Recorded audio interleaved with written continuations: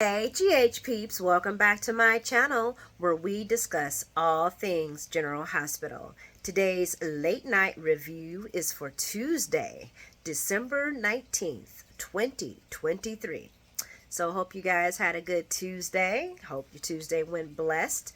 Hope you're relaxing at home now or just getting off work or getting done with a nice meal. Me myself, I am been babysitting my grandson, helping my daughter out while her and the kids' fathers are out. Well, they're taking care of some matters for the youngest one, and I'm babysitting, guys, and having a 9-year-old at home. Yeah, I ain't had kids here in a while. But anyway, it's good. I love spending time with my grandson. He's the oldest, and that's my baby. But anywho, how was GH for you guys? Any ho-hum moments? A lot of ho-hum moments. A lot of wow, that didn't end exactly the way we all thought it was going to end moments. I'm hoping that there's a lot more to this story moments. I had a lot of that. I was none too happy about how the whole entire Brennan and situation, that was just, to me, I was like, this feels rushed and poorly written.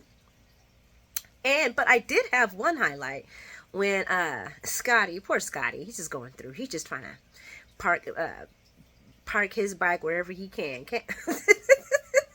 It talks about him and Tracy and their almost, action on his desk. That was hilarious. But anyway, guys, let me know what your highlights was, what you thought about today's story in the comments section. I love reading you guys' comments.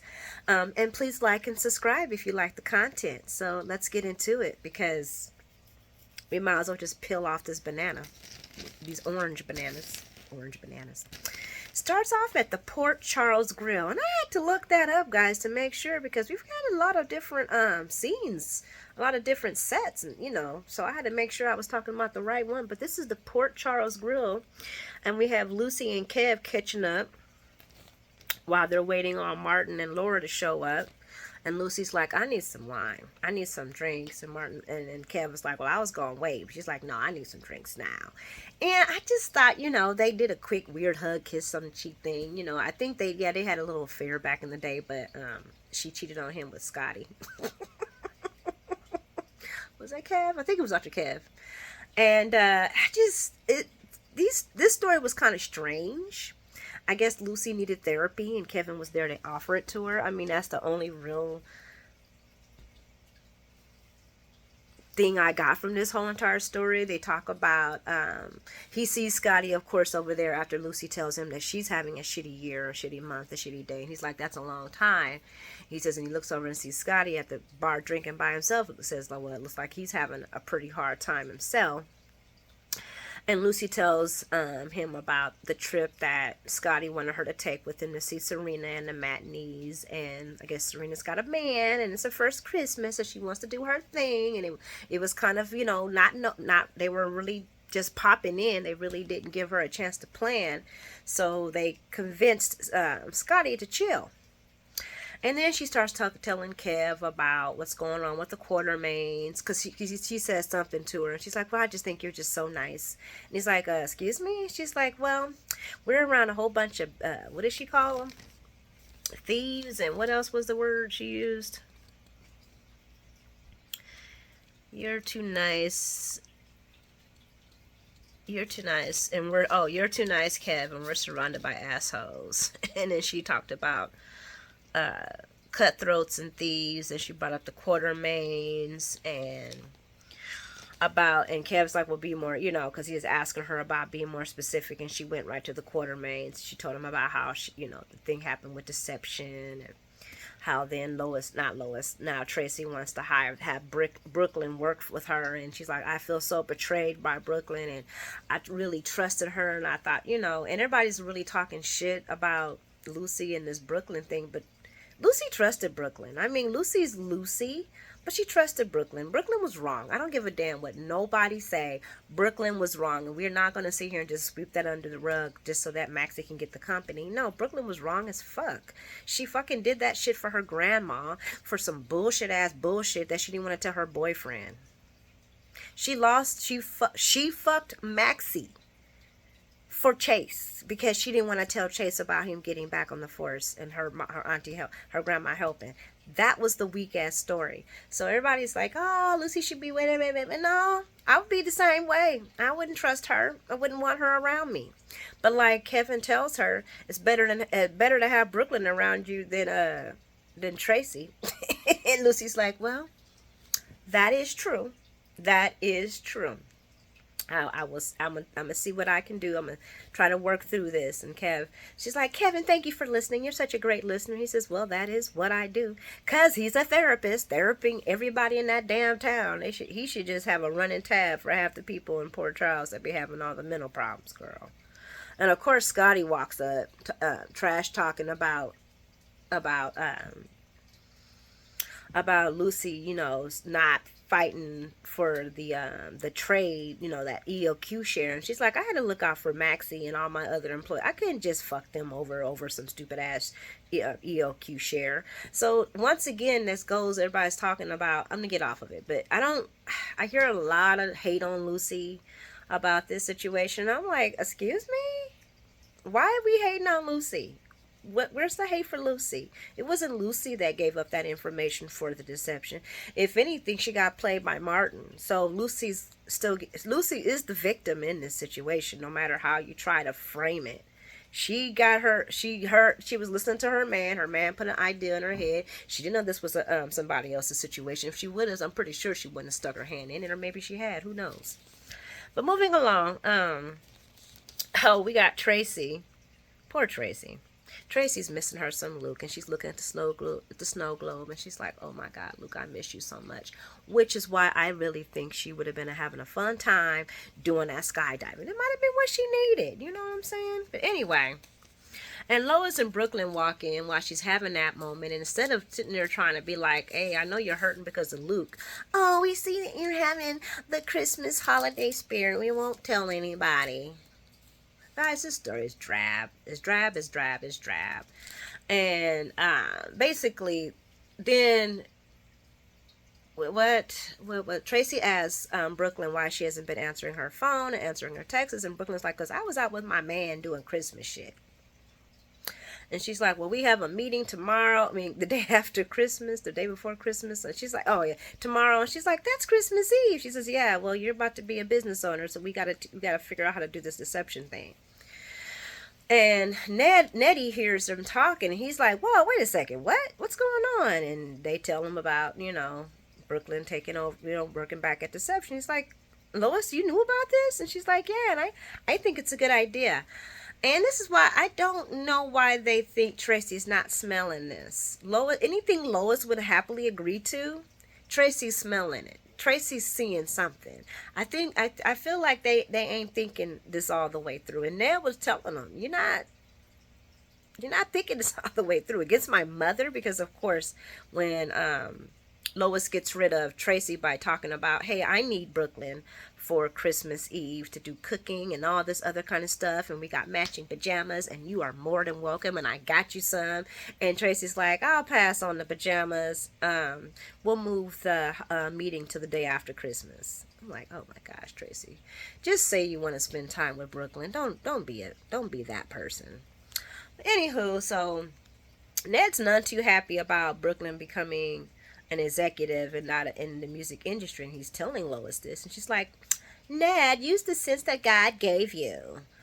And they tell Ned about their plan to sabotage Tracy, and either Brooklyn's going to convince her to do it, or she's going to blackmail her to do it. And Ned, like I said, was not too sure that this plan was going to work like any of the rest of us, but he has faith in his daughter. And then later on, I forgot where Brooklyn goes, but Nettie and Lois cheers to having a wonderful daughter. Yay. Moving along, we're at Ava's penthouse, y'all. And Nina shows up because she's frantic. She don't know what to do with this situation. And she's like, "I need my dearest friend to help me." Ava's like, "Wait a second, what's wrong? I thought we were going to meet at the nativity with the girl." She says, "No, I need to talk to you before we even get around, Sonny, honey. I need to talk to you."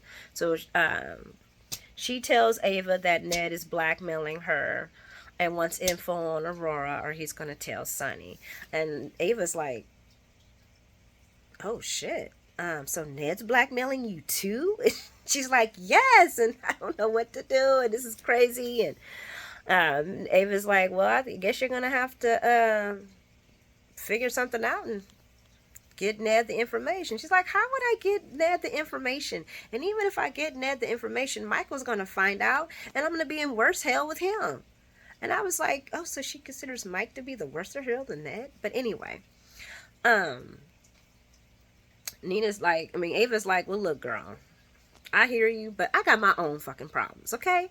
Your problems are your problems, but my problems are real problems. And then Ava goes and gets the gun case and opens it up, and Nina's like, oh my goodness, Ava Jerome, you bought a new gun. This is what I'm saying, guys. Nina does not belong in this situation. She doesn't belong in this, guys. She's a heiress. She's not a gangster girlfriend. She's not a thug or hoodlum home girl. She is being placed with people that her mom would probably die. If she knew she was married to Sonny, she'd probably get Nina committed again. And Ava of all people, oh yeah, her mama wouldn't have nothing to do with that. But I feel like in some ways her mama was right, because Nina's not fit for the people that they're fitting her with. We need some more rich bitches on the show that ain't sketchy. Anywho, so she's like, Ava Jerome, oh my God, you bought a new gun. And she's like, girl, I ain't bought no new gun. I found that gun. That gun was in my house when I came here with a freaky note. You might need it later. She's like, I don't know what is going on. But she still thinks it's Nicholas, and now she thinks that Nicholas is framing her. And she starts just going on this tantrum about everything that's going on and how this is just all crashing down on her. And Nina's like, okay, I think we both need a woosah moment. Let's go see the nativity scene and get some fresh air. And I'm like, what is that going to do with anything? What's that going to do? But anyway, so they go head off to the nativity scene. And then we head to the nativity scene where we got cute little Donna that's dressed like a lamb. And Avery is the shepherd. We didn't get to see Avery. But my little Donna's with Sonny, and her big bro Michael shows up. And I'm like, where's Willow and the kids? Wouldn't Wiley want to be in the nativity scene? What's going on with that? That's kind of weird, you know? Is he being that much of a jerk, you know, by not letting Nina see him, by keeping him out of the nativity scene? I mean, come on. I don't even see Willow going for that, because Willow she might be a sheep, but she ain't that much of a sheep. Anyway, so Mike shows up and they discuss the show and the live nativity scene. And guess who comes walking up? Oh, good old Mr. Rogers' Uncle Cyrus. And he's like, I'm going to be in the nativity scene too, as one of the 3 wise men. Okay, yeah, I like this part. I love whenever Cyrus is being just messy and petty. And and Mike's like, you ain't coming nowhere near my sister. And Sonny's like, Mike, it's all Michael. It's okay. I got this. And he's like, you knew about this? And he was like, yeah, I knew. And he's like, Cyrus, no rope and crown for you today. No rope and crown for you today. I've been watching him like a hawk. And Cyrus is like, come on, man. It's a freaking Christmas pageant. And so I need to, ask Michael to take Donna down to the, the nativity scene to get her set up for the little performance or whatnot. And then he turns back to Cyrus and he's like, look, dude.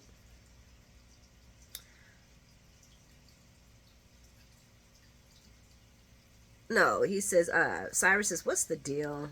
And Sonny's like, man, fuck all this.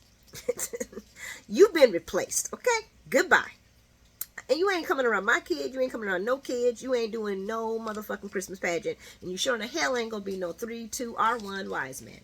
And as him and Cyrus is about to go into it and have this big discussion, Laura walks up and Cyrus sees his brother Marty Mart dressed like Melchior or Melchor or whatever the other wise man was. And he's like, E2 brother. Like, when what is it, Caesar said to Brutus, E2 brother, when Brutus stabbed him in the back. Cyrus used the old Shakespearean play. Was that Shakespeare? I think it was Shakespeare. And he's like, "Eat too, brother." And Mark's like, "Hey, look, man, I'm just gonna be the three wise men, and I'm gonna help out the show. You know what I'm saying?" And Cyrus is like, he doesn't even like this nativity scene. He ain't liked it since he fell and messed up the last play and only when he was in the second grade. Come on, I just want to be in the thing. And Laura's like, look, can you just do this for me? I'm asking you not as a mayor, but as your sister. Can you just let it be? And Cyrus is like, I wish you all the holiness and happiness and all that up your ass. And he walks away. Just to walk around the nativity scene and still be a creeper. But he walks away. Laura and Sonny catch up about Charlotte, well, about how she's doing, and she tells them that Charlotte's hanging in there, but she's got a long way from mental recovery. Duh, she's crazy and been programmed. And then they talk about Anna, and he says, "Well, I haven't really been able to get in touch with Anna. She's just really taking this hard, and this is really messing with her." And then then Sonny thanks Laura for switching out Cyrus for Martin. And she's like, "Yeah, well, do you really think he knew that he was coming to do this scene on purpose because he knew that your kids were going to be involved?" And so he's like, "I don't give a damn what he thought, what he felt, what he was thinking, what he was wishing upon a star about. He is not going to be around my kids." Now, yeah, I said he didn't trust he didn't kill Austin, but I don't trust that motherfucker. I don't trust that motherfucker today, tomorrow, or next week. Yeah, let me see. What did I have anything else to say about that? Nope. Meanwhile, Mike fixes Donna's little lamb suit, and they discuss the Christmas plans. And Cyrus is watching them creepily. What was that about? Why was he just standing in a corner like, what was this for? Was he just waiting for tidbits or something? And little cute Donna says, "This is going to be the best Christmas ever because we got Mama Nina in the family." And Michael's face, me and Michael's both had the same. Well, Michael had, I'm going to tell you right now, I almost puked. Every time I see this, it just, bleh. Sorry, I know y'all love Nina. That's all I'm going to say about that. Moving along. Ava sees Cyrus lurking around, and Mike said, "Don't worry about it." But she's like, "He's dangerous, and he just walking around." Ava, you just worried about him getting implicating you more about that Austin killing. And then Nina asks, because Ava and Nina eventually show up to the scene or whatever. And then Nina asks Michael to talk privately, and she tells them about, okay, guys, this scene was all over the place. So Nina is telling Mike that, Ned is blackmailing her. And Michael's like, he just do not give a damn about what is going on with Nina. He do not care at all. And she's like, "I need you to help me get Ned off my back." And he's like, "Why would I do that?" I was like, oh my God, Michael, just take the stick out a little bit. And she's like, "Look, Mike, if Ned tells Sonny, then you won't have anything to blackmail me with. And, I know you want to control me seeing the kids and everything." And I'm like, Nina, really? Really? What? This is the lesser of the evils? Is Michael controlling your visit time with your grandkids? This is the lesser of the evils. And Mike's like, "You know what? I was only doing this to protect Willow, and maybe it's just best for it to get out in the open anyway." And then Nina, she got a little ball in her. She was like, "Well, you know what? I think your mama won't be happy to know that you knew that I turned her in all this time." I was like, "Oh, go ahead on, okay." And then Michael hits her back with, "Well, I can tell you this: my mom will be mad, but she won't be mad for a lifetime. On the other hand, I don't know how my dad is going to feel about this." And she's like, "Look, dude, come on, okay? I'm sorry, I didn't mean to go there, but you got to help me out with this, man. Don't you, this is helping. This is benefiting, your blackmailing situation. This is blackmail 1-on-1. Sonny and Willow do not need to know. Come on, Michael, help me with this." And he's like, "Look, okay, fine. I'll find something to give to you to get Ned off your back. All the time, Guess who's listening? Cyrus. So I'm like, oh no. Now Cyrus is going to blackmail Nina. Did y'all think that when y'all was watching it? Now Cyrus is going to blackmail Nina? Or is Cyrus going to go doing a skip to do to Laura, to Carly's, and let Carly know? We shall see. But I hope it ain't no blackmailing Nina thing. I'm going to be like, you know what, GH? I'm about to throw my whole shoe at y'all. Anyway, we're at Kelly's. I said Carly's. We're at Kelly's, and Carly and Sam are discussing Mr. Brennan, and Carly tells Sam,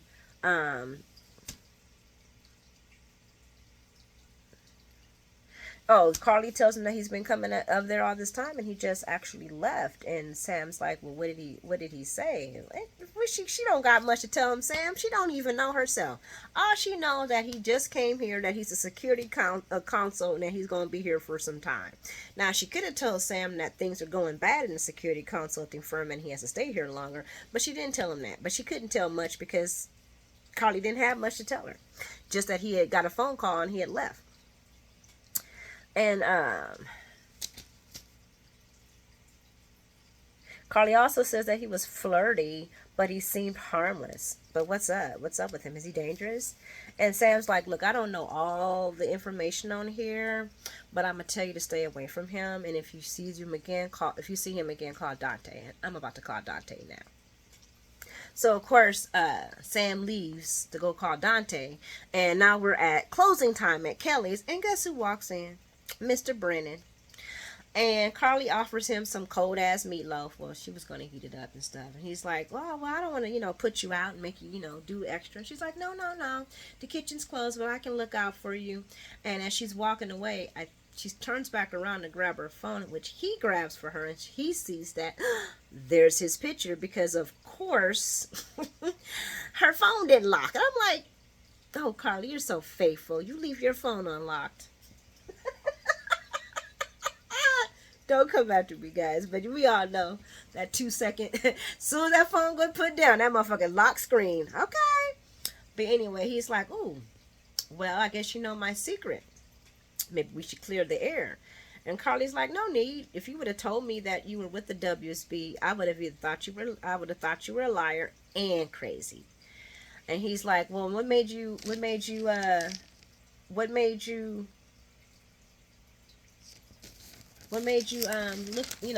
investigate? She told him, well, you wouldn't tell me who you were, so I had to look you up on the internet. There. And Brennan turns crazy real quick on that one after he realizes that she knows who he is. But Carly is playing it to the T. I got to give my girl. See, this is why Carly's who she is. This is why Carly's been around this long, because that motherfucker could turn into a chameleon real quick. She's like, well, let me go get your meatloaf then. Because she's just acting like it ain't nothing. And he's like, Hume said that your former son-in-law is also involved falconering. And then she turns around and she's like, how do you know Dante? She was really playing it to the T that she didn't know that Dante, that's my girl. That's all I'm going to say. And he says, I'm the WSB. When I want to know something, I'm going to know something. And right now, he says, I was about to skip ahead. When I want to know something, I'll know it. I know all about Sonny Corinthos, the people he holds dear, his criminal empire. What I don't know is what I'm going to do with you. Carly, my Carly babe, she's like, you have seriously miscalculated. Motherfucker, you have got me all fucked up if you think you're going to come up in here and do something to me. And he's like, I already know about your ex-mobster ex-husband. She says, no, I'm talking about the Navy SEAL boyfriend, bitch. Checkmate. And that don't do nothing but get him all juiced up harder. He don't care about none of that. He talking about, now that he's seen her in dress, he likes her even more. Yeah, I'm really wondering if this is Deck's father. Moving along. What was it? No, she said, I'm talking about my Navy SEAL boyfriend, but yeah. Oh, she said, I'm talking about my Navy SEAL boyfriend, but yeah. Sonny will kill you too. most definitely unalived. It just turned okay, so it just turns he in car. Yeah, it turns him on more to Carly. So as he pulls out, he says, "Well, I guess this is just rotten timing." So he pulls out these black the black things that you put around people's wrists, and she turns to take the black serving table and cocks him across the face with it. Now we're going to fast forward over to Dante and Anna, who are just hanging out in the pier waiting to be shooting victims. Because I was like, this is the dumbest. You just going to stand out here in the open. You know that these people are looking for you, and you going to stand out here in the open. So we got Anna and Dante at the pier just standing out in the open. And Anna's telling him how she wouldn't even looked at that file or anything if Brennan hadn't sent Forsyth to come after her. So basically, Brennan put his own self in the situation, and he did. He put his own self in the situation, dumbass. And I think Roman slowly creeping up, because they're standing out in the open waiting to get shot. And then the phone rings, and Dante says, "I gotta take this," and it's Sam, and Sam is telling him, "Hey, Brennan is here. He is in Port Charles." After Forsyth couldn't take out Anna, he came to do it himself. He's like, "Okay, I think we need to get in the cover." As soon as he says that, Roman starts shooting. Now this is me. Wouldn't you have just taken Dante out right then and there? Why did you wait? What was he waiting on? Yeah, perfect. They were out in the open. He waited till after they started trying to take cover to start shooting. And of course now Dante and Anna are pinned behind the boxes. But I think they got guns. They got guns too. Roman's telling him, "Look, just hand over the evidence. You don't want Detective Falconer, to become another tragic victim of yours, Anna." Just trying to, manipulate Anna. And Anna's like, you know what? I got to do this. So Anna stands up. She's like, "Look. Here's the gun. Here's the keys. I got the information from the safety deposit box." And while she's talking to Roman, the impotent, whatever you want to call him, Dante somehow sneaks past them. I'm gonna say them because he was in clear line of shot. I don't see how he did not see Dante get behind him and karate chop him in the back of the neck. How did he not see Dante karate chop him in the back of the neck? Anywho, Dante karate chops him in the back of the neck. He's like, "Oh, okay, I'll make a deal." Dante's like, "Nah, bro, we good. Where's Brennan? I'll make a deal." "No, bro, not no deal for you." Sam says, "I know where Brennan's at." He's like, "What are you doing here?" She says, "Hey, I came to check on you, see if you was okay." Sam, what the hell? Ain't this why you left Jason? Anyway, basically, Sam tells them that they know where he's at. They go just in time to arrest Brennan and take him to jail. And Anna hands Mr. Whitney all of the information because she's so trusting. Now, guys, this whole entire ending, not my ending, but this whole entire situation sucked balls and ass. Sucked balls and ass. And I'm not going to spend another 3 minutes talking about how badly it sucked balls and ass. And I'm really hoping that we get more of this story. Brennan's still smiling. He's too damn cocky. I don't know. You think he's going to get out? You think Pikeman's going to kill him? We'll see.